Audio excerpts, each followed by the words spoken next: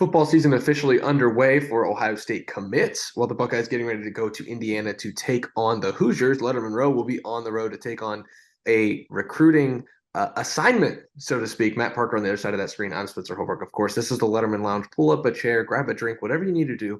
Settle in and get comfy because we are here to talk Ohio State recruiting. We're back, Matt. Back like we never left. We've never been more back, as I've said this week on Lettermen Row programming. It's good to be here in the lounge, kicked back and hanging out with you. Yeah, I got my seat divot back and all situated, but that good spot on the couch. I'm not sitting on my couch, but you get the point. It's nice to be back. So let's dive into it. A couple weeks into the high school football season now.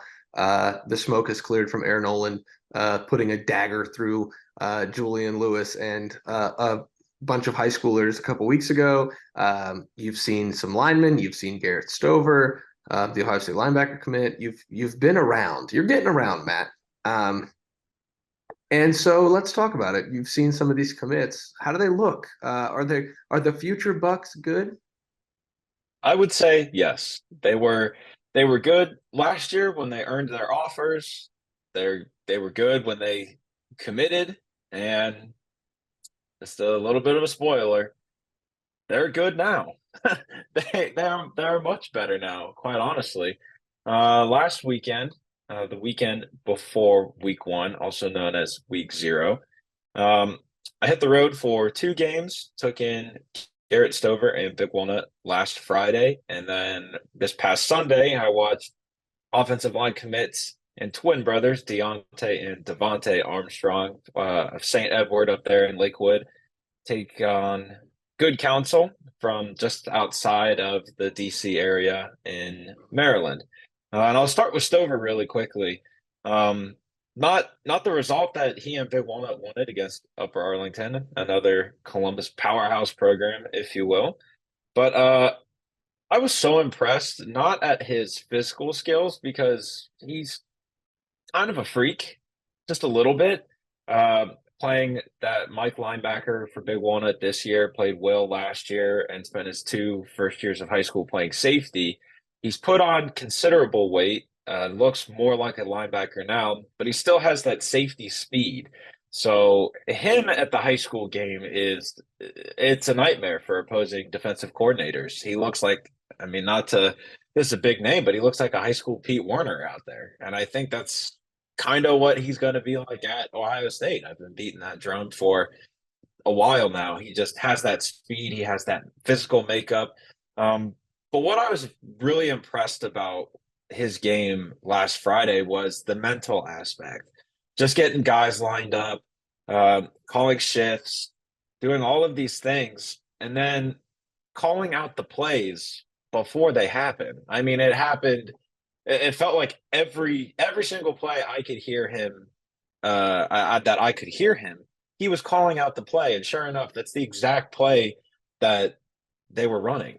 And I'm standing there, and after two or three times of seeing this, I'm like, all right, this kind of reminds me of Luke Kuechly. Everyone has seen every NFL film footage of Luke Kuechly calling out plays and doing all of this and that. And when I talked to him after the game, I asked him the question. I was just like, you're calling out plays and you're doing all of this, and I'm like, where has all of that come from? And he pointed out that this past spring, when Ryan Day visited his high school, he was really harping on film study.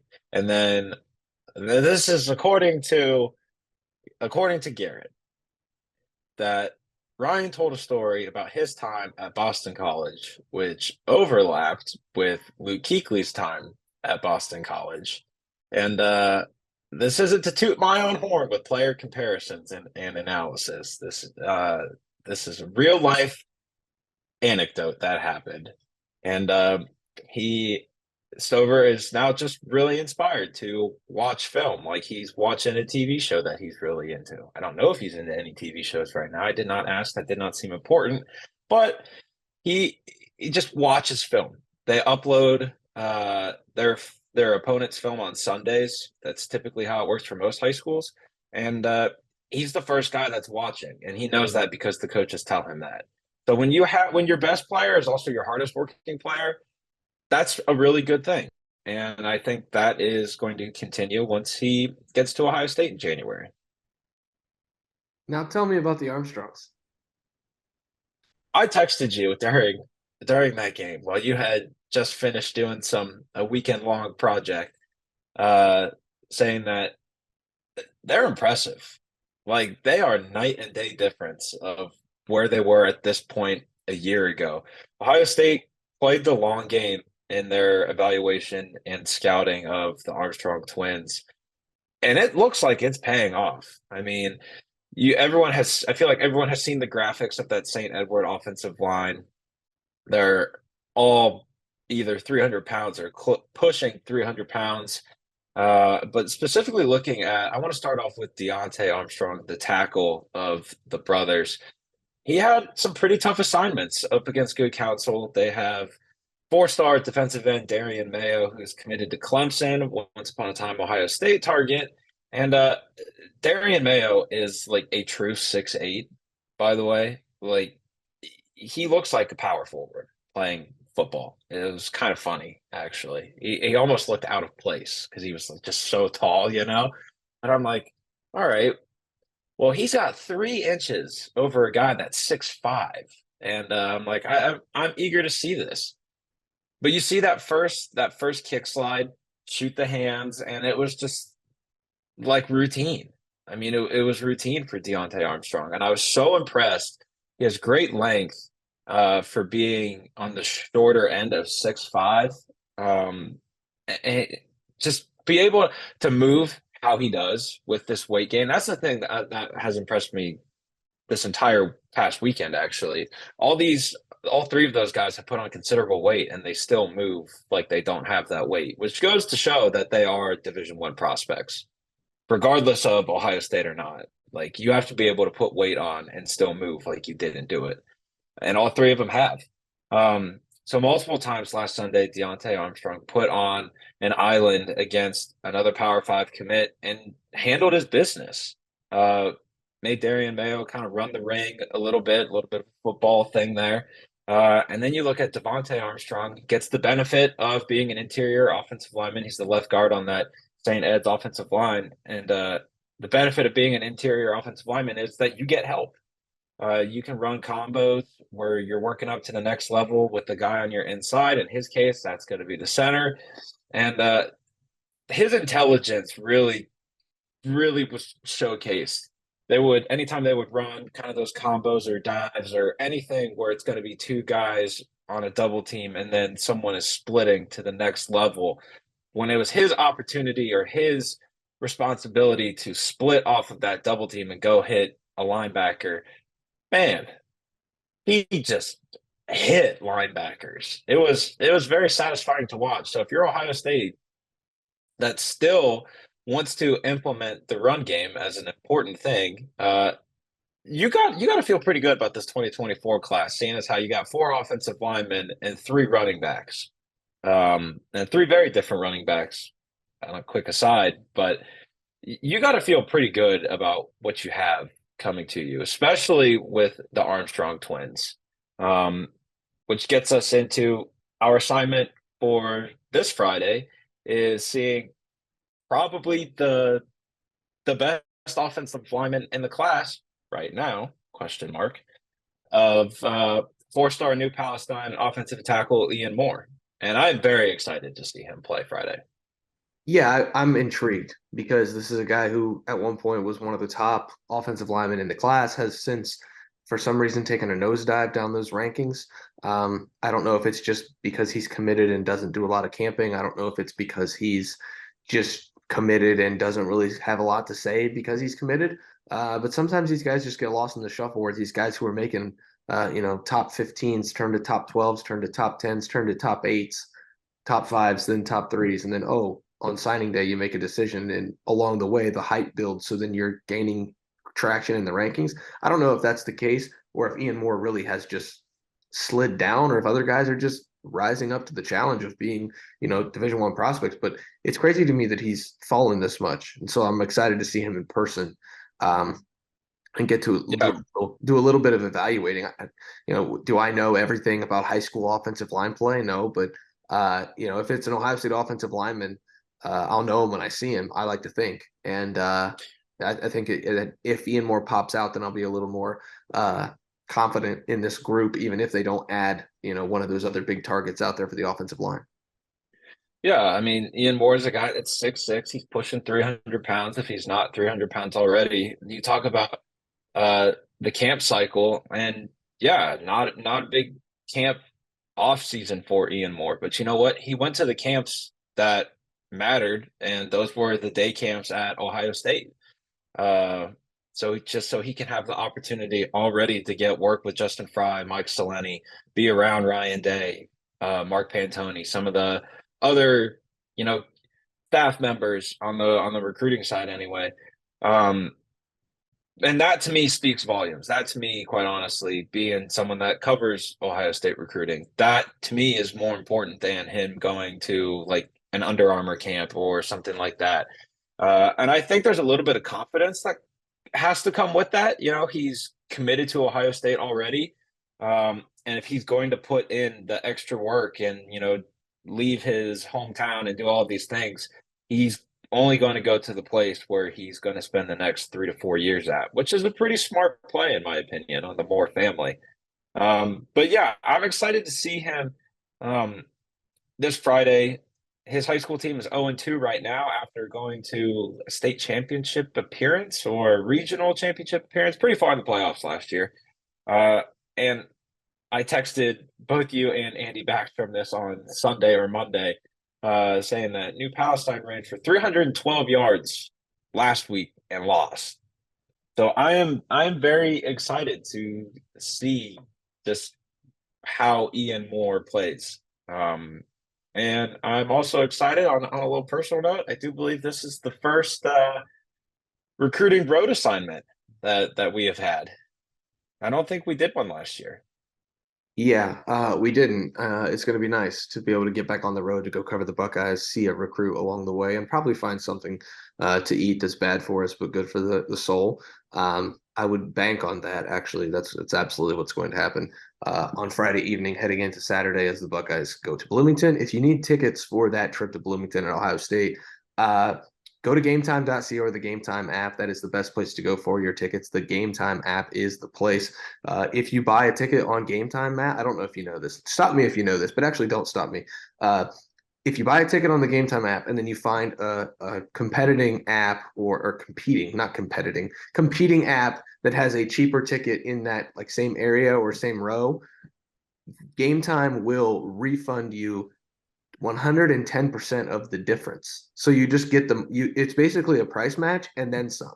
And that's the glory and the beauty of what the Game Time app does. And right now, you can make sure that you take full advantage of the Game Time app by using the promo code Buckeyes when you buy your first tickets, and you get $20 off your first purchase. That's insane. Use the code Buckeyes, get $20 off your first purchase. Of course, terms apply to all of this. Terms always apply, Matt. There's nothing anybody can do about it. Terms do apply, but the Game Time app, 110% the difference. If you find a cheaper ticket somewhere else, $20 off your first purchase if you use the promo code Buckeyes. If you want to go watch Ohio State at Indiana, gametime.co and the Game Time app are the place to go.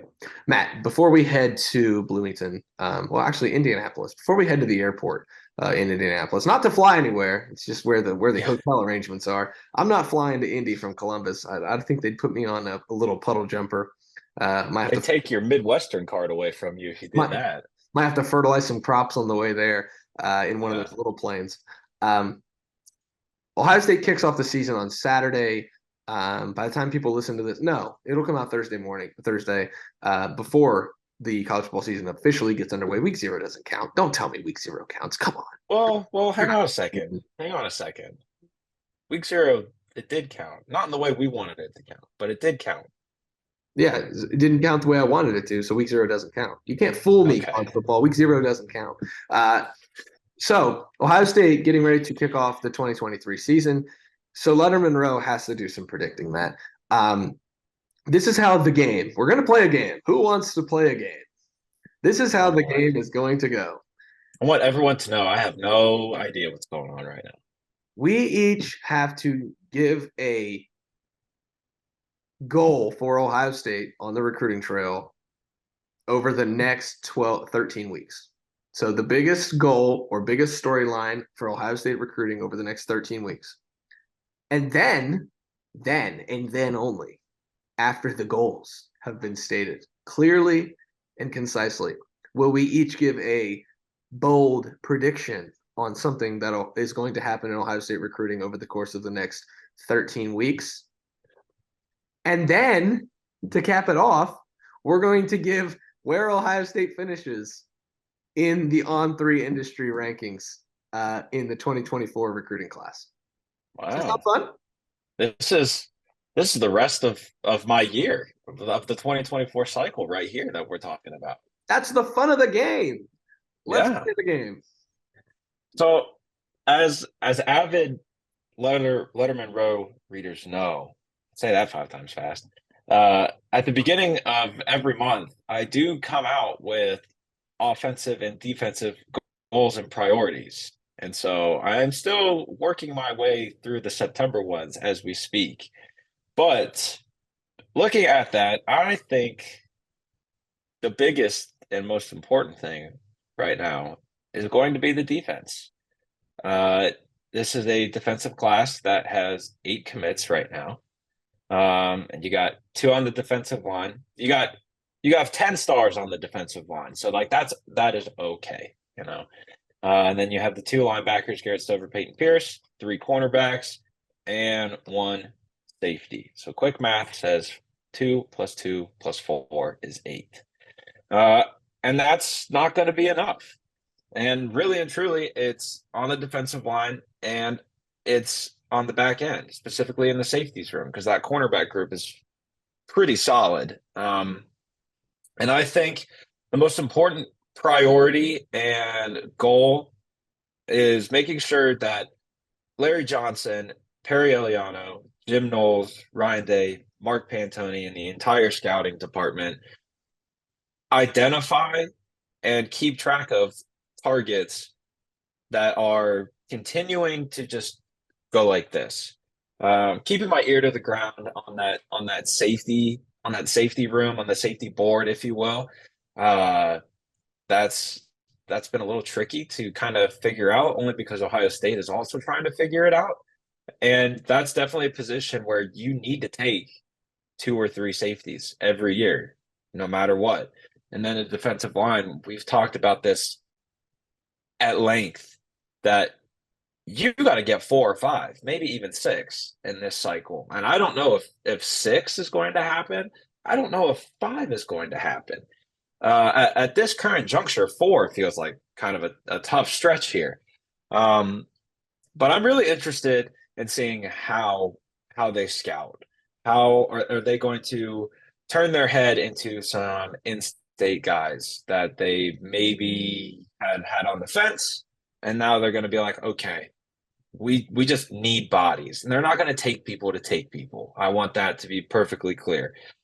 But people rise in their senior year, you know. Perfect example of that is Josh Mickens last year. He was freaky in Indianapolis, if you will, at Lawrence Central, and then flipped on signing day. Or no, he was decommitted at the time. Who among From us hasn't LSU. been freaky in Indianapolis, though? To each their own, I suppose. There. My point here is the priority is going to be just having the most thorough scouting and evaluating of the defensive line, of the safeties, because those are 2 positions of need, and you cannot miss. You've already missed on guys that are well known. You cannot make any more misses, no matter what the ranking and rating of these guys are. If Ohio State thinks someone like Dominic Kirks is a player, go out and get him. If you think someone like Ryan Nichols, the cornerback commit at Cincinnati Withrow, he's committed to Kentucky, now playing safety. If you think that's someone that's a player, go out and get him. You know, now is not the time to sit back and really be like, are we sure about this? Like, if you are sure, don't let a shadow of doubt creep in your mind. Go out and get them. I'm gonna be big dumb football guy. My goal for the year: keep Jeremiah Smith committed. I think that's That is big dumb football guy. big dumb football guy says keep Jeremiah Smith committed. I don't think Ohio State fans have anything to worry about. But Miami just hired an air raid offensive coordinator. That Miami passing attack looks good this year. There's a possibility it does. Tyler Van Dyke's a good quarterback. Shannon Dawson, decent offensive coordinator who runs the air raid. If that Miami offense looks good, there's going to be pressure to go to Miami. If Florida State has the Florida State season we expect, which Andy Backstrom hasn't winning the national championship, are you kidding me? The Mike Norvell pressure on Jeremiah Smith is going to be real. He's going to want Jeremiah to come to Ohio State or come to Florida State. Keep Jeremiah Smith committed. You have if you're going to keep up this recruiting pipeline and even elevate it at wide receiver, he's the guy. That's like the ultimate recruiting win if you get him because he's supposedly the best high school wide receiver prospect since Julio Jones. Yeah, not a bad that's weapon what they to have. say. Not a bad weapon to have. Just one man's opinion. Keep him committed, and I think we can just end that because that's the goal. You got him already. Keep him committed. Yeah, I like that. I like that only because for the next it's as we record this August 31st.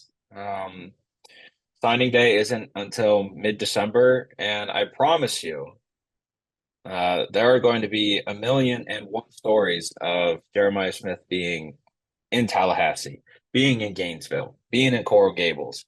And look, those are three programs that have kind of stunk for some time. Florida State there's some optimism about Florida State. They had 10 wins last year, but they have a tough week one assignment that I'm picking LSU to win in the first place. Oh, I'm So, not. Let's fight. well, we'll see.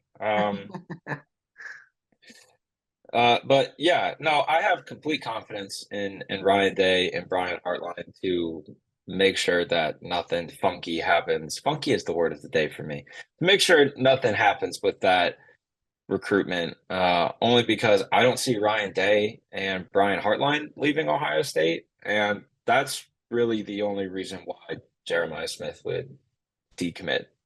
So Then it's settled. He won't decommit, and my goal was correct. Okay, bold I prediction. have said that. So Bold prediction time, Matt. This is the big one for you. You are the recruiting expert. I'm just a dumb football guy. You are the recruiting expert. Tell me what you are boldly predicting about this Ohio State class, and if you take mine, I will be a big sad boy. well, if I take yours, does that make me a big dumb football guy, or does that make you allegedly smart? I know. That's a big question. Who's to say? Okay, bold prediction here. Uh, we said bold, right? Bold.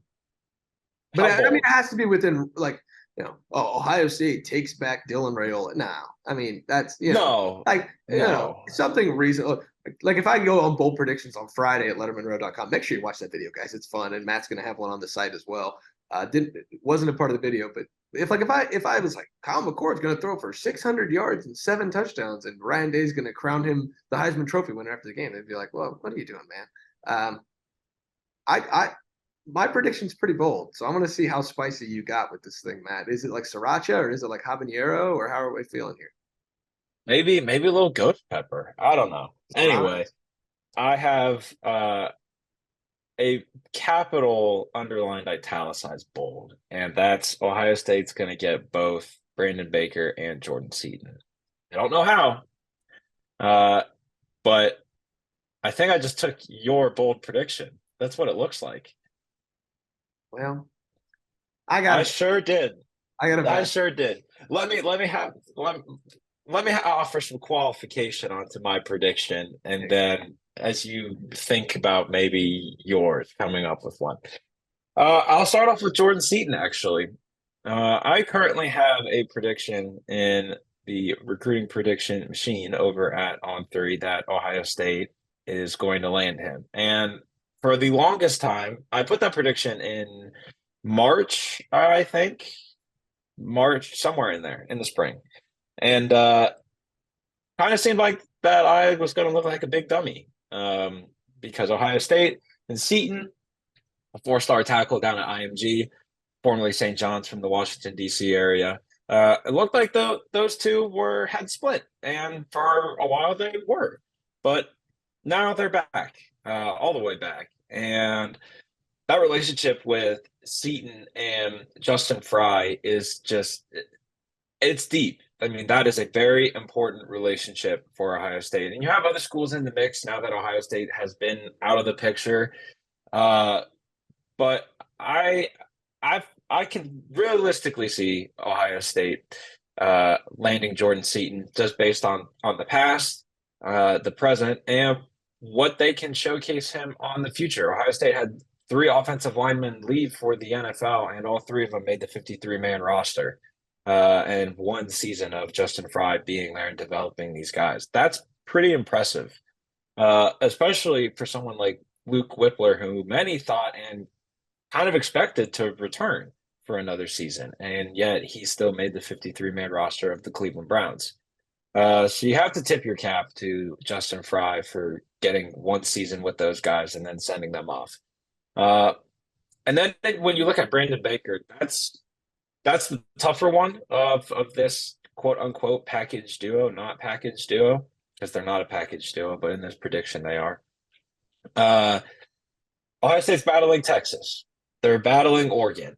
And really and truly, Nebraska is hosting him for an official visit. We'll see if Matt Rule and company can do anything with that. But I think this is going to come down to Texas and Ohio State. And where's your playing time going to come if you go to Texas? You know, they just stock up on offensive linemen.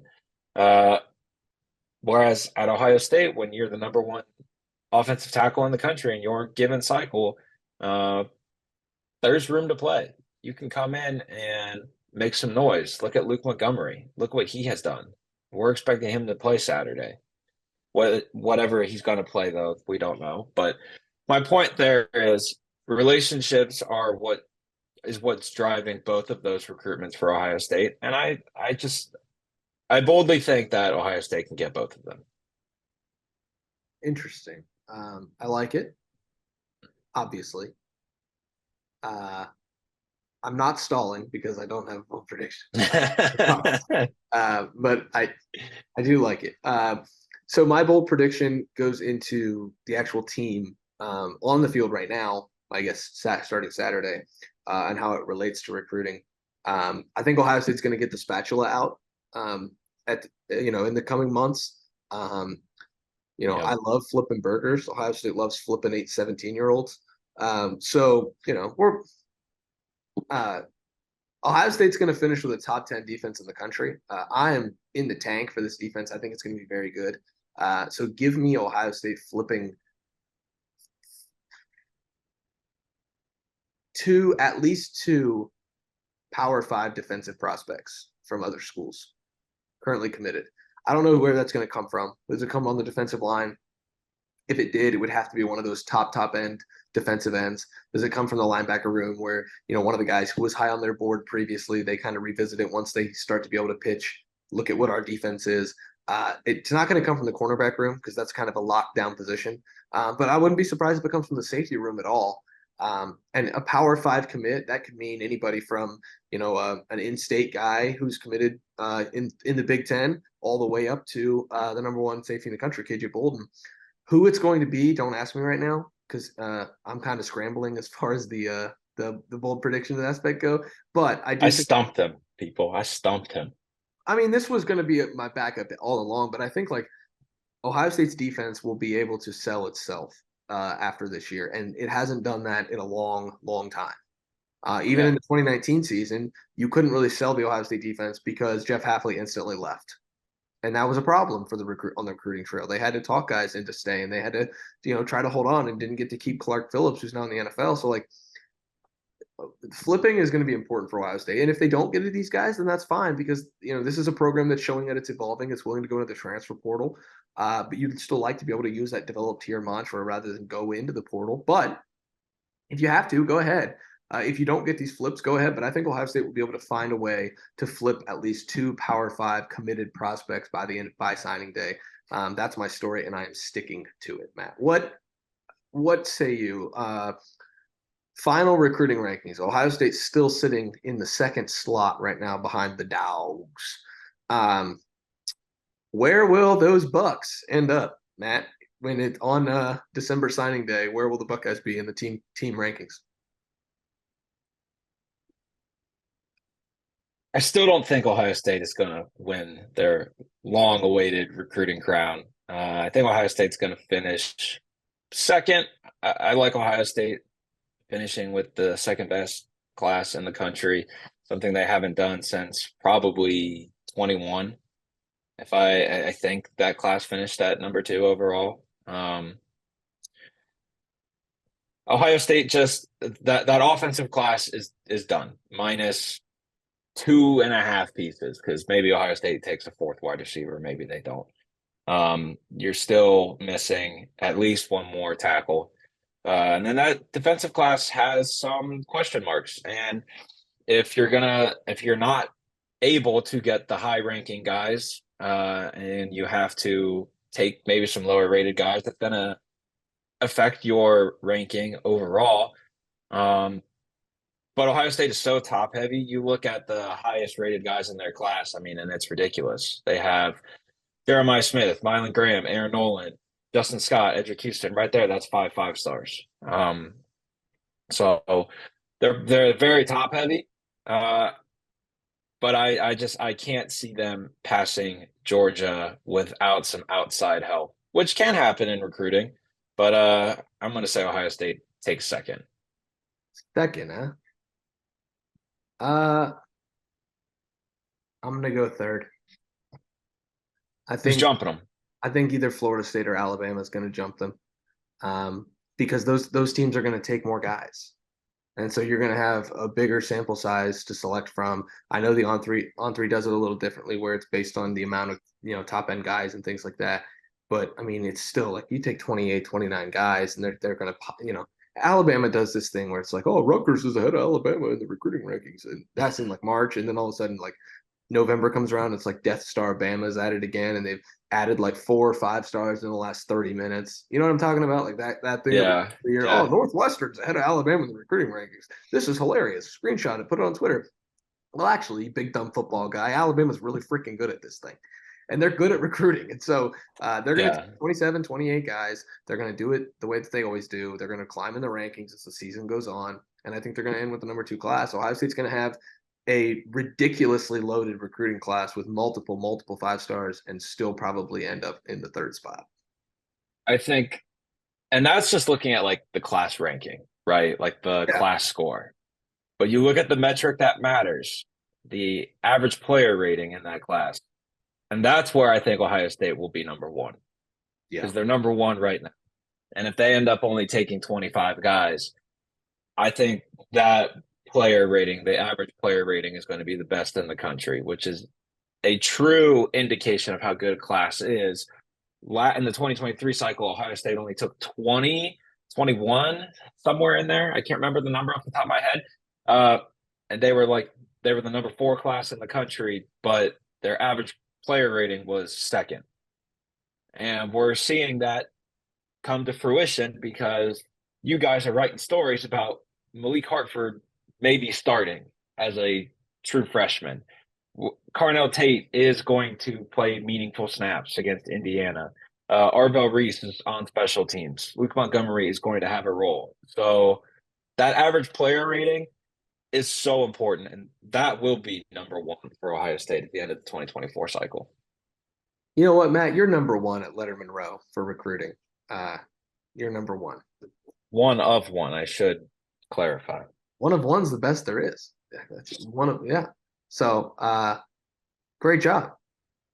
Ohio State, Indiana, 3:30 on CBS Saturday. If you can't get there using the Game Time app or GameTime.co, use that promo code Buckeyes for $20 off. Your first purchase terms apply. Just watch on CBS, or you can follow LettermenRow.com. We'll have full updates of that. We'll have full updates of Ian Moore Friday night before we head to Bloomington for that clash between the Buckeyes and the Hoosiers. Ian Moore taking on, I don't know who he's playing. It doesn't really matter. He's an Ohio State offensive line commit. He could be going against anybody, and I'd watch. We'll be there. Full coverage. Like I said, Matt Parker on the other side of that screen. I am Spencer Holbrook. Friday night, high school action. Saturday, Ohio State football. Sunday, full fallout reaction. Whatever happens during the Buckeyes game, during Ian Moore's game, we'll have it all covered at LettermenRow.com. Go there right now, 50% off a year subscription. That's $50 for a year. That is crazy. That's than $1 a week. I mean, you spend That's like pretty $6 nice. for a cup of coffee once. It's less Yeah, than $1 a week. Or you can just use that $1 and get 1 month for $1. And if you sign up, I promise you won't regret it. We'll make the most of that month. Yeah, that's the show, Matt. Thank you for playing the game. I really appreciate you playing the game. did I win? Yes, because you took all of my predictions. You Pays win. to be first. All It right. does pay. It pays to be first. It pays to be best. He's the best on the Ohio State market covering recruiting. Thanks for watching. Thanks for listening to the latest Letterman Lounge. We will see you guys back next week for another episode where we break down the Buckeyes recruiting efforts.